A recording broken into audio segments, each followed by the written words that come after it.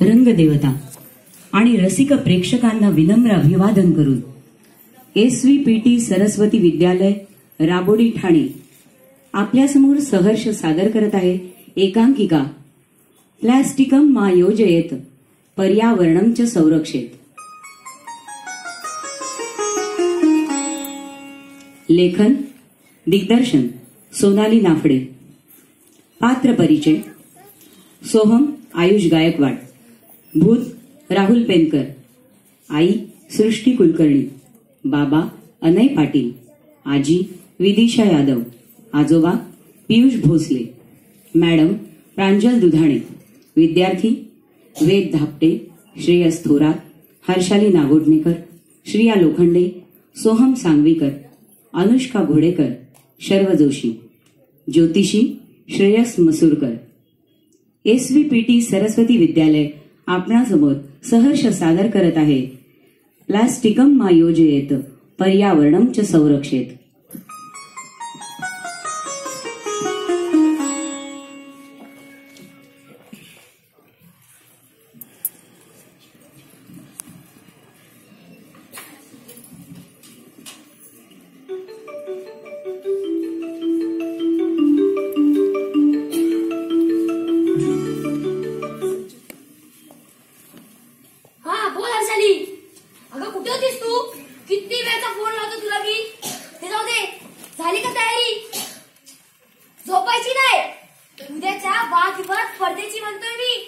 सरांनी दिलेल्या सगळ्या पॉइंट्सवर नीट माहिती गोळा केलीस ना? तसं तर वाद घालायला तू एक नंबरच म्हणा. सॉरी. हा हो, ती पण खूप छान तयारी केली आहे. तुझ्या बघ आपलाच गड जिंकायला पाहिजे. मी तर गेल्या 4 दिवसांपासून प्लास्टिक वापरणंच बंद केलंय. ते कसं आहे, आधी आपल्या शरीरात दिसलं पाहिजे, मग विचारात आपोआप दिसतं. ओके नो नॉटंकी. चल, all the best, good night. काय रे सोम, हे तुझे हेडफोन्स पांढऱ्या चांदीत वगैरे बनवून घेतलेस की काय? आणि तुझ्या फोनचं कव्हर सोन्याचं? बाबा नाही रे, तू फोनवर बोलताना ऐकलं प्लॅस्टिकचा वापरच बंद केलास म्हणून. चल, खूप उशीर झालाय, झोप आता.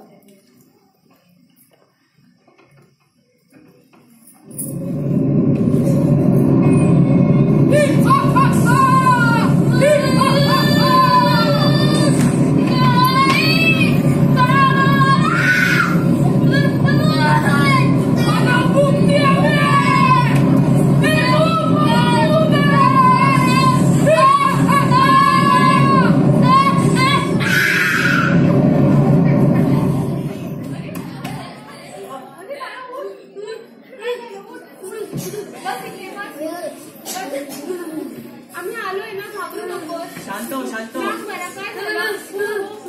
भूत होतं तिथे. अरे भूत बीत काय नसतं. तुला किती वेळा सांगितलंय ते हॉरर फिल्म पाहणं बंद कर म्हणून. अहो, ही वेळ आहे का त्याला ओरडायची? तुम्ही जा बरं, उद्या सकाळी बोलवा. ये बाळा, मी तुला झोपवते. हो, घाबरू नको, मी आहे. हो.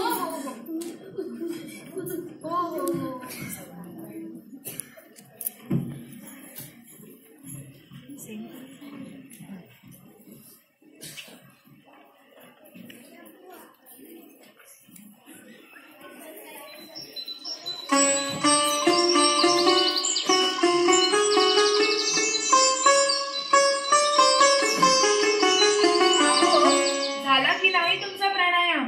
घ्या, पेपर आलाय. हो झाला.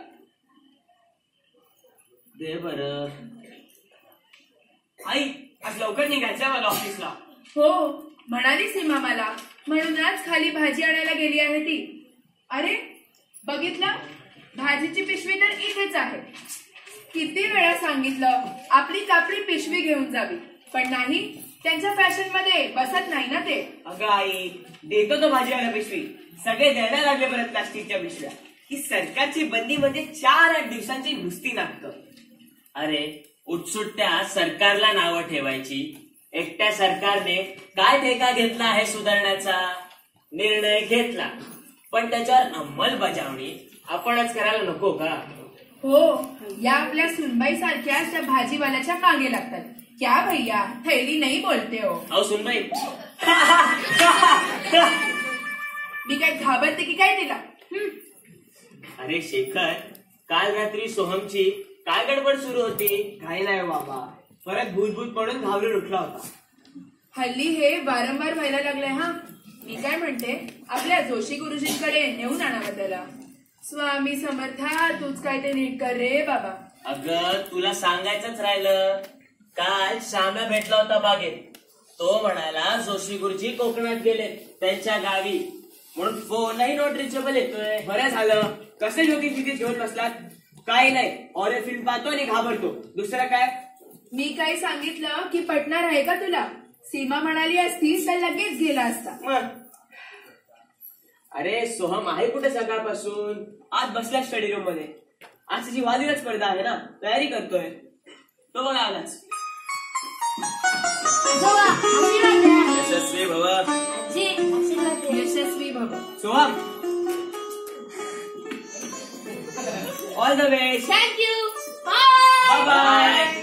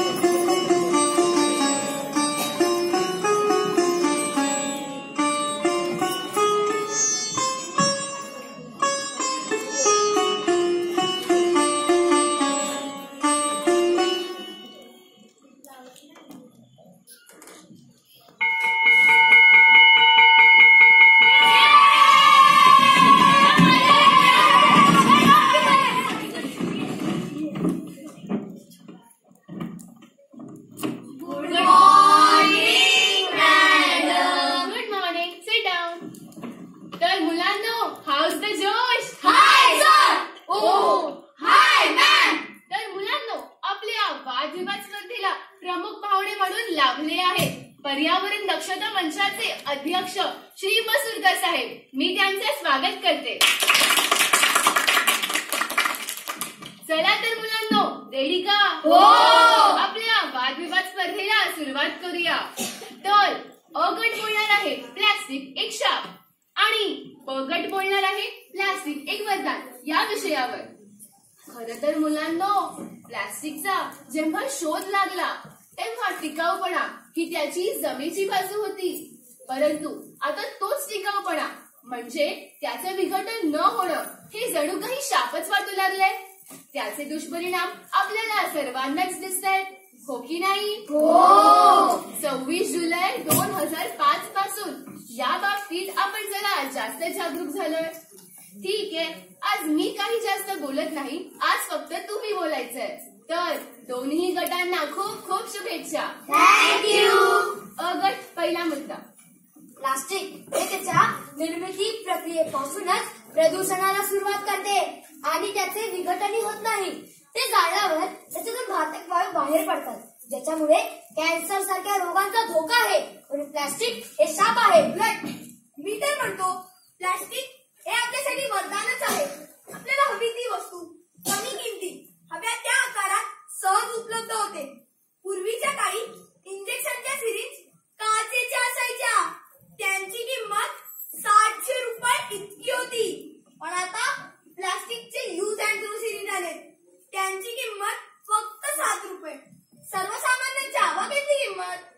मॅडम, तुम्हीच मगाशी सांगितलं की 26 जुलैला मुंबईची झालेली तुंबई हे प्लास्टिक वापरण्याचेच दुष्परिणाम आहेत. मग प्लास्टिक आपल्यासाठी हानिकारकच आहे. नाही, मगाशी माझा मित्र वेद म्हणाला त्याप्रमाणे प्लास्टिक खूप ठिकाणी फायदेशीर ठरले आहे. केमिकल इंडस्ट्रीज मध्ये प्लास्टिकने क्रांती केली आहे.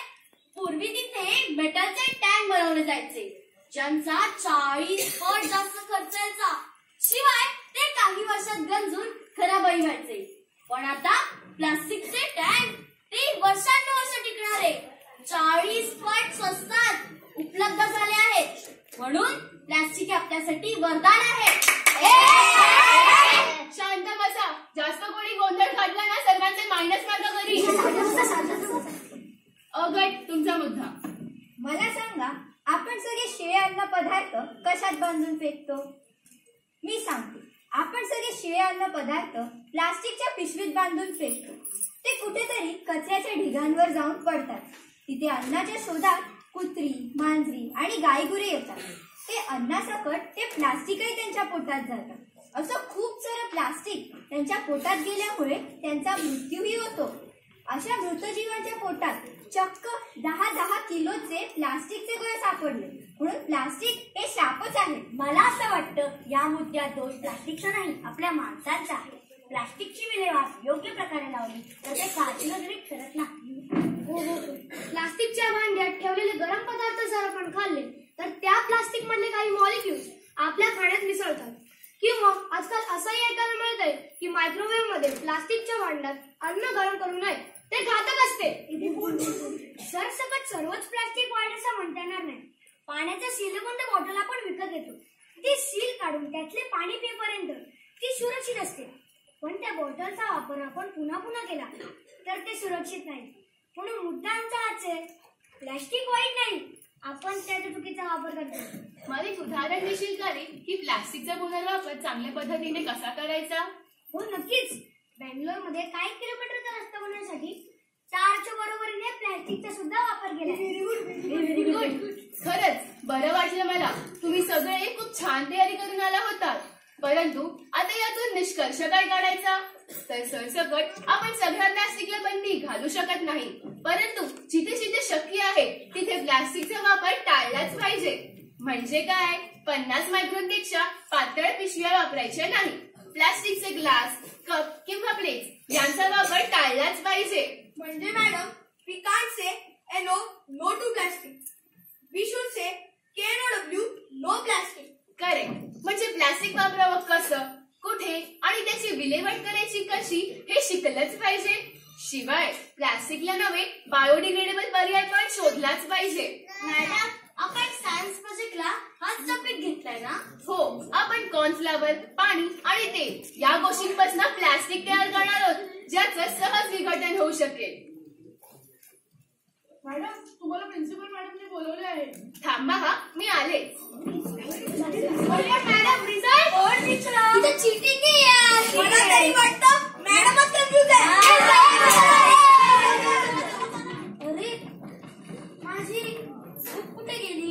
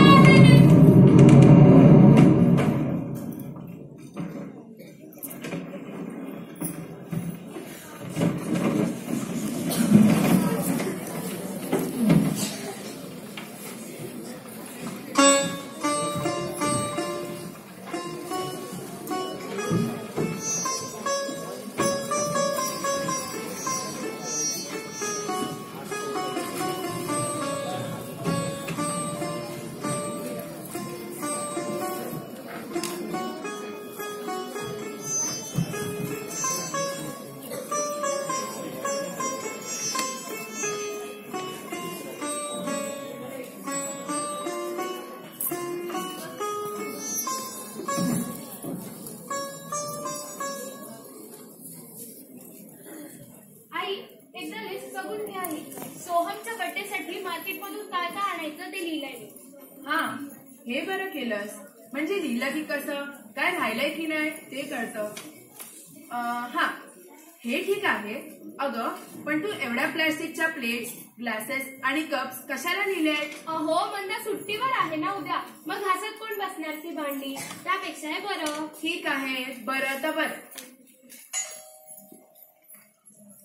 बघ तू जरा कोण आहे.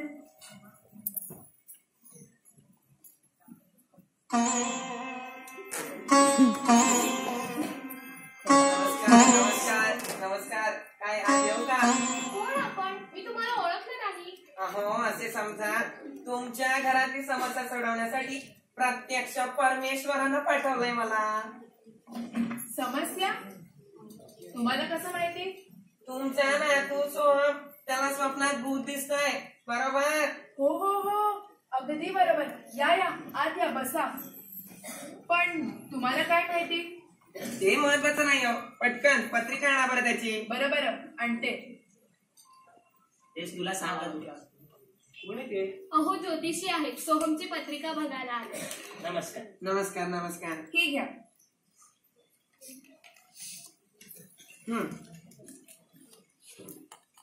पत्रिका तर खूप छान आहे पण तुम्ही केलेल्या पापांची शिक्षा भोगताय बेटा. अहो काही काय बोलताय? आमचं घराणं एकदम सुसंस्कारी आहे. पाप तर सोडाच, पण आमच्या सासूबाई धार्मिक आहे फार. खूप पुण्य कमावलंय त्यांनी आणि आमच्या मामांजी तर अनेक सामाजिक संस्थांना मदत वगैरे असेल करतात. पण इथं स्पष्ट दिसतंय. नंबर 1 तुम्ही फेकून दिलेले प्लास्टिकच्या पिशव्या समुद्रात मिळाल्या. ते प्लास्टिकचे कण पोटात जाऊन अनेक सागरी जीवांना धोका निर्माण झाला आहे. नंबर 2 तुम्ही फेकून दिलेले अनेक प्लास्टिकचे कण जमिनीत मिसळले. मातीची उत्पादकता कमी झाली आहे. ती कोपली आहे तुमच्यावर. बास. पण अहो जर तुम्ही याला पाप म्हणत असाल तर हे पाप काय फक्त आम्हीच करतोय? सगळेच करतात. मग असेल पण त्रास तर तुम्हाला सुरू झालाय ना. एक ना एक दिवस हे सगळ्यांनाच भोगावे लागणार आहे. अगं बाई आता? माझ्याकडे यावर एक उपाय आहे. मी तुम्हाला एक मंत्र देतो. म्हणा.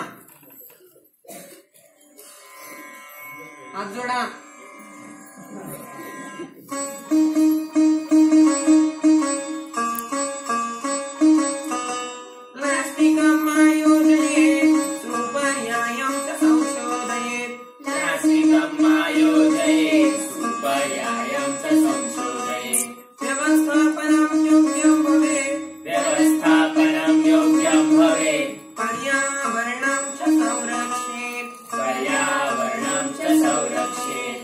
याचा अर्थ प्लास्टिकचा वापर करणं टाळा. प्लास्टिकला पर्याय शोधा. प्लास्टिकची विल्हेवाट योग्य प्रकारे लावा. शेखर हे म्हणतायत ते पटते रे मला. बरं सोहम कुठे आहे? मी भेटू शकतो का त्यांना? हो हो या आत या. शुभश्च शीघ्रम. बाबा या लिस्ट मधून मी प्लास्टिकचे कप, प्लेट्स आणि ग्लासेस कट केले. हा छान. अगं पूर्वी कुठे होते प्लास्टिक? पाहुणे मंडळी आली की छान केळीच्या पानावर पंक्ती उठायच्या, नाहीतर पत्रावळी. हो मला पण आठवतंय. माझ्या लहानपणी माझ्याकडे मोजून 2 पेन होते. आम्ही रिफिल्स बदलायचो वेळोवेळी.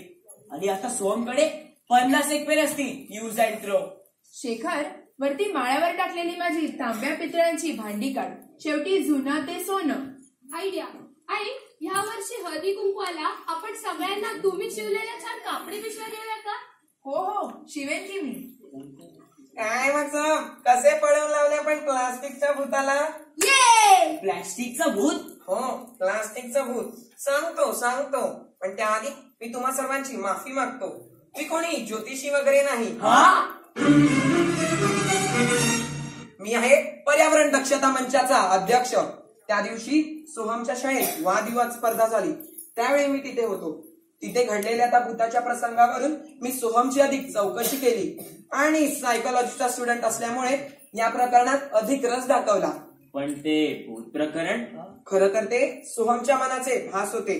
तो स्पर्धेसाठी प्लास्टिकचा अभ्यास करत होता आणि कुठेतरी बॅक ऑफ द माइंड त्याने प्लास्टिकचं भूत इमॅजिन केलं. बापरे. आता काही घाबरायचं कारण नाही. मी काउन्सिलिंग केलंय त्याचं. आम्ही पळवून लावलंय त्या प्लास्टिकच्या भूताला. असो त्या निमित्ताने तुमच्या घराला नवा प्लास्टिक निर्मूलनाचा मंत्रही द्यायला मिळाला. म्हणजे आता द एंड? नाही द बिगिनिंग. आज तुमच्या घराला मंत्र दिला. आता पुढचं घर. प्लास्टिक